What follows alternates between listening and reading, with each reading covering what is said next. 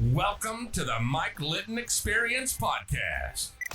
Mike has over 31 years experience in real estate, finance, and investing.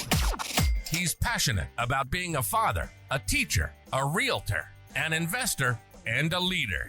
Everyone has a story, and our passion is to help them tell it.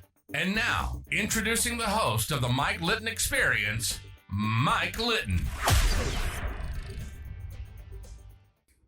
So what can you expect from the Mike Litton Experience? You can expect stories that will inspire, motivate, advice that will sharpen your focus, and expert information on real estate, finance, and market conditions.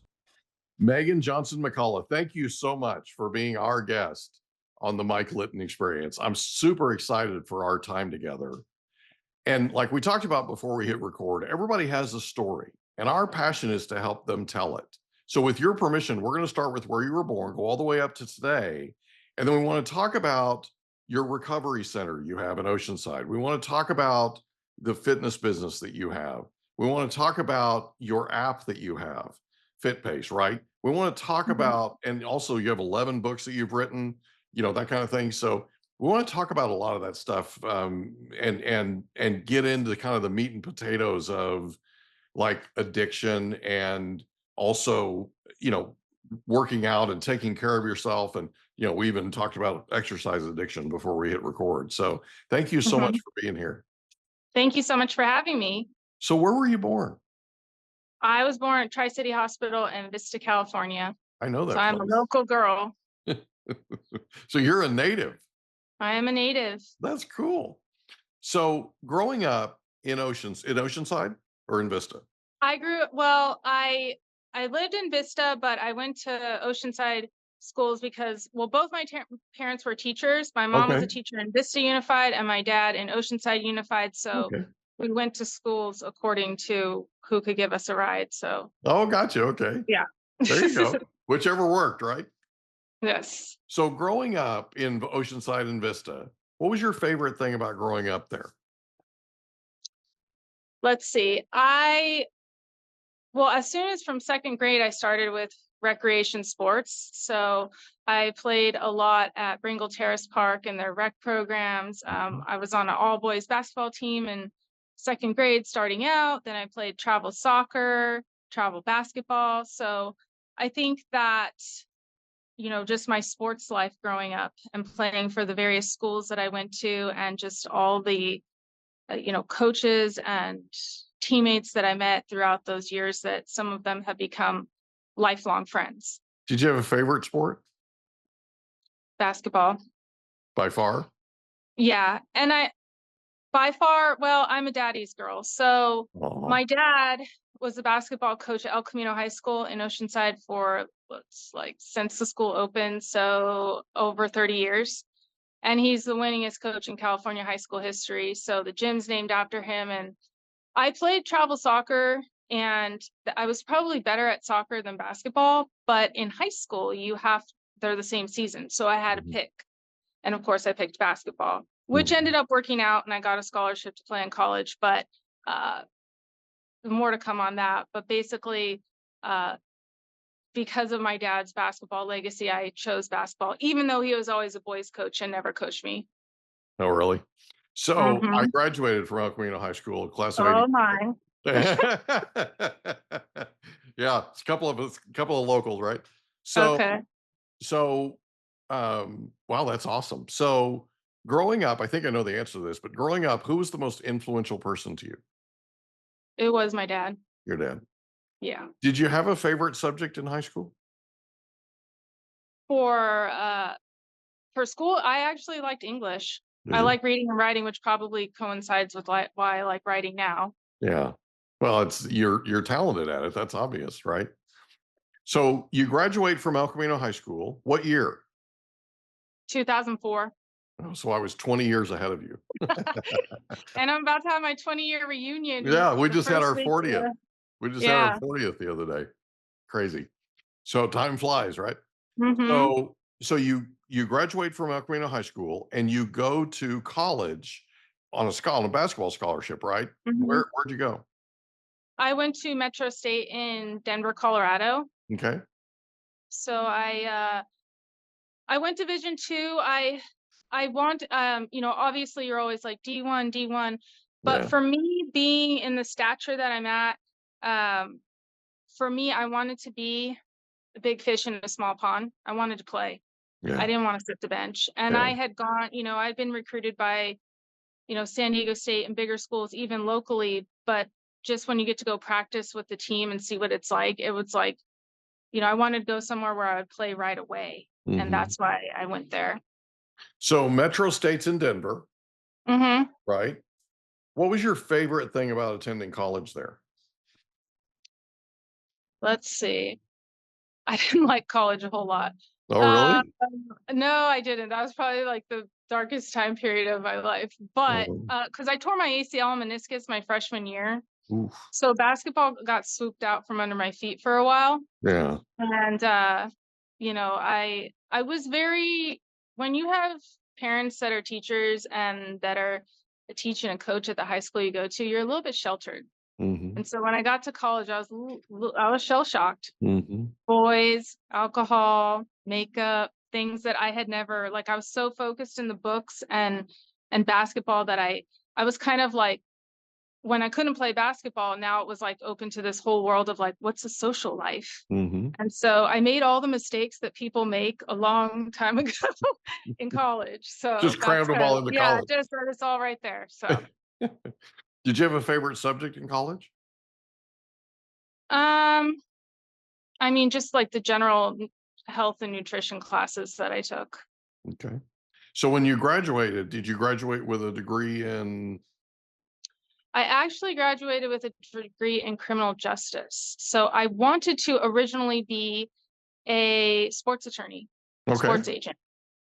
And I took the LSAT and I got accepted to a couple schools here in California. And what happened was 6 months after I came home from college, my mother passed away. Oh, I'm sorry. So it was like this transition period. And so I thought, okay, well, before I go dump a bunch of money into this education, let me see if I like it first. And let me see if I'm ready to move away. My dad needs me right now. So I worked as a paralegal and I absolutely hated it. Like the walls were closing in on me. Oh, it's a good thing you didn't go to law school then. It's not like it is on the, TV shows and so forth. My brother is an attorney, but a desk job is just not, it's not my forte. Yeah. And being cooped up, just not your thing. Yep. Yeah. So you decide after college to go to, you didn't go to law school. What did you do after you graduated from college? I ended up getting my master's in physical education and health science. And then I got a California teaching credential. And so for quite a time period, I tried to get a teaching job. And obviously with both my parents being in the local districts, like if there was a job, I would have gotten it, but PE jobs are few and far in between. Yeah. And of course, right after I got a health single subject credential, they cut health from the curriculum. Wow. So that no longer existed. So it was slim pickings. And so I kept getting these long-term teaching positions. Like if someone went out on maternity leave and it was kind of like, there was one actually where at Vista High School, I was going to slide right in. The teacher was out on something took place and there was an investigation, et cetera. And like, here I was, and I was there for like 4 months and I was solid. And I kid you not, one day I showed up at the front office. When you're a sub, you got to sign in. I showed up on a Monday and someone said, "Oh, nobody told you?" And I was like, not, what do you mean? "Oh, we just dispersed the class. We eliminated it." And I was like, eliminated physical education? Just that teacher's classes. They just stacked the kids in other PE classes. Oh, they just crammed them somewhere else. They just crammed them somewhere else. Wow. So that was gone. And then, I actually, I was the head girls basketball coach at Oceanside High School and at Carlsbad High School. And I was like 20, so I looked like I was just on the team, but I was the coach. And I ran those programs with the intention of being, an asset to the school where they could, get me a teaching job as well. I mean, that didn't happen either. So what happens a lot in the PE is that teachers stay Yeah. because they retire eventually. It's not that you don't have to go home and, grade papers, and it's you can stay there a little bit longer. Higher quality of life, maybe. Maybe so, yeah. And some of them had these lifetime credentials that applied to all the subjects. So then their last few years, they chose PE. And so I was just low girl on the totem pole. So I had a hard time. So then I decided, so every day, school gets out at like 3:00 and I would go to 24-hour fitness and work out forever. And the manager actually like recruited me off the floor and was like, hey, we're hiring personal trainers. And I was like, okay, well, what does that entail? And he's like, well, there's this really hard test you have to take, probably, take you about 6 months to study for it. He had no idea what my education was. So I was just like, okay. So I asked my grandpa, will you pay for this test I want to take? He paid for it. And in a week I went and said, I passed that test you told me about. And then I started working there. Wow. So it went, and because personal training is another form of coaching. Yeah. And so to speak, and helping people, and not a desk job, office job. So I did that corporate route for quite a few years. And, I got into management, group exercise, personal training, and it was pretty cutthroat. And I was usually the only female and usually the only one that ever lasted. And, it's a sales oriented environment. And I just didn't like it. And many of my clients would tell me like, look, like you're overqualified for this. Like you're making minimum wage with like a master's degree. But it was like, well, what do you know? So I decided to open my own business. But what I should probably somehow squeeze in here which is like very significant and important, is that when I came back from college, a lot happened, right? In that 6-month period. My dad would like pay me to video his basketball games or like go scout other, videos. I needed money, so I'd go do it. And then we'd meet up. So we'd meet up at, it was called Wings Pizza and Things. I'm sure in Oceanside, it's probably where one of your reunions was. And, so now I think it's called the Draft. But one time I met up with him and his assistant coach to give him the videotape. And there was a whole table of guys sitting there, and one girl, and Carl, who's now my husband, came up and he played basketball for my dad, and so did all the McCulloughs. And he's like, Coach Johnson, come sit with us. And he's like, Megan, wow, Megan. And he just like instantly hit on me, right? So he's 2 years older than me, so we did go to high school together. And the person that he was sitting at the table with, the girl, was like his ex on their way out, whatever it was. But that very night when we met and we sat and they, had their cocktails and wings, he told my dad that he was going to marry me. And that happened. So the first night. The first night, yeah. I mean, we always, had a thing since high school. But when I went to college and he went to San Diego State, like there wasn't cell phones back then. I know I seem young, but like literally to have a long distance relationship wasn't exactly like, so, but then, if it's meant to be, you come back to each other, and that's the way it worked. So, in that time period, so me and Carl get married, and so I was at 24-hour fitness, and the manager says, we need someone to teach yoga, can you go get certified? And I'm like, okay. And they're like, there's a certification workshop next weekend. And I couldn't go because my grandmother passed away. Oh. So I had to go to the service. And so the next training was in Merced, which is like middle of nowhere, right? My husband's car was in the shop, so he had a rental car. And he's like, let's just go. We'll take the rental car, go do it. I'm like, okay. So I go, and, there's like 10 people there. It's really small, intimate vibe. I get certified, and it was a studio just like the studio I have right now. And the girl that owned it was literally like, you can do this. Like, you need to do this. And I was like, okay, well, and she kind of talked to me about it and how to get started. And so on that like 7 or 8 hour drive home, I told my husband, like, I want to open my own studio. This is what I'm going to do. This is what we're going to call it. We chatted it all out. Next day, like, I went on Craigslist, like, places available. Mm-hmm. And there was a karate studio in Oceanside. And it used to be a karate studio. So I met the property manager there, and he took a risk on me. I was 26. I had like 0 credit to my name. And, you know, he said, you look like a girl with a dream, sign a year lease and we'll see what happens. And then I stayed there for 12 years. Wow. So that was good. And that brings me to where I'm at now. So let me think in this timeline here. All right. Can I ask you a Sure, go question? ahead. Okay. So let me, if it's okay, I want to rewind just a little bit. Okay. So you graduated from college with your bachelor's degree. You consider going to law school. You end up getting your master's degree in, give it to me again. PE and health. Okay. So you get your master's degree in PE and health. Is it an education type master's degree or okay? Yes. So its idea is to become a PE teacher, Mm-hmm. right? And then really there's no PE, teaching no positions jobs available, that kind of thing. And you're sort of subbing, Right. doing your best, right? And then you end up going to work for 24-hour fitness.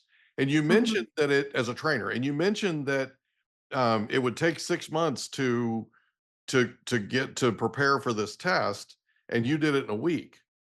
Mm-hmm. So is that because of your educational background? Did that Yeah, it help was you with it? everything I'd ever studied that Oh, was on the okay. test. So it was just like, okay, that's not okay. So This it is like a wasn't that difficult review for you. course. Yeah, So it it wasn't wasn't that that difficult for you. difficult for me. I got you. Okay. So But I instead mean, of, let's face it, it doesn't take a college degree to be a personal trainer. So that's, I'm you with know, you. I'm with at the you. most basic level. Yeah. Well, but you have an extensive, I mean, your whole life is athletics, right? And Yes. so, Yeah. and you've been training for a long, long time, and you've been studying that. So, I mean, it's, I get it. It's just 6 months to a week is a big deal. That's cool. Yeah. And then you're I- 26 and you Mhm. decide to sign a year lease. So at, at 24-hour fitness, what was the number one thing you learned as a trainer there? I mean, you indicated that it was sales oriented. How was it Yeah. sales oriented? Were you selling training all the time? Is that what they were? There were, so there, I'm not going to like go into the policies and procedures that they have there, but they're not the greatest. And um you literally had to walk around there and ask someone on an elliptical, like, hey, are you interested in having a personal trainer? You weren't just like handed I see what you're people. saying. So you're actually working the membership to You're see if working it. I got you. Okay. So So you're it meeting wasn't strangers one, basically. one thing is they don't just like hand you clients. You Okay. have to hustle for it. And I think a Okay. lot of people don't know that going into it. Yeah. So they'll start you off with a few, but then you're on your own. Yeah. And if you, let's say if someone came in and just like blindly signed up and they assigned you to them, Mm-hmm. you'd make your minimum wage off it. If I walked the floor and got them to sign up, I might make minimum wage and a slight commission because I signed them up. So Gotcha. there's all these little caveats that go with it. I got you. But in a way, did that prepare you to own your own studio? It prepared me in a lot of ways. Definitely one thing that I knew was that in order to retain a client, you want to have something that can ebb and flow as a lifestyle change, and that just become part of their day-to-day life. And in doing so, you have to make it affordable. Right. The one thing about a lot of corporate big box gyms is that you got to pay all up front. Right. And it's a large ticket. Right. I have a 6-month program, 12-month program. So you're making monthly payments. Right. And so how I'm investing in you, you're investing in me. So you're more likely to stay for a longer period of time and to make an initial sale when I'm only asking you to put down this amount of money, not like, paying for 25 sessions for, a couple grand. It's Right. the set, the closing that sale is a lot more difficult. I got you. So it's a different term type situation because the terms they were giving you were you had to come out of pocket for a large amount of money up front. What you're doing is you're letting people figure out a way to ease into it, right? And afford it easier in an easier fashion. That's cool. Exactly. That's more user friendly for sure. Yeah. And I think that, We hope you enjoyed another episode of the Mike Litton Experience. If you did, do us a favor, smash that subscribe button, tell your friends, family, and coworkers about our program, and wherever you get your podcasts, please leave us a rating. It helps us to connect with quality people just like you. And that's a wrap. Another episode of the Mike Litton Experience in the books. Reach out to Mike on Instagram at Litton Realty. Want to meet with Mike? Check out calendly.com/Rio760.